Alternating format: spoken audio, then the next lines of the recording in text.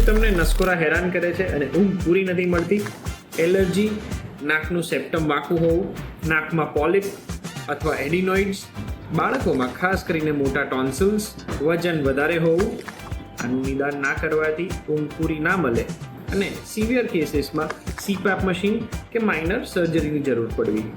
આ બધા જ સોલ્યુશન્સ માટે મળો મને શાલિન હોસ્પિટલ સાયન્સ સિટી.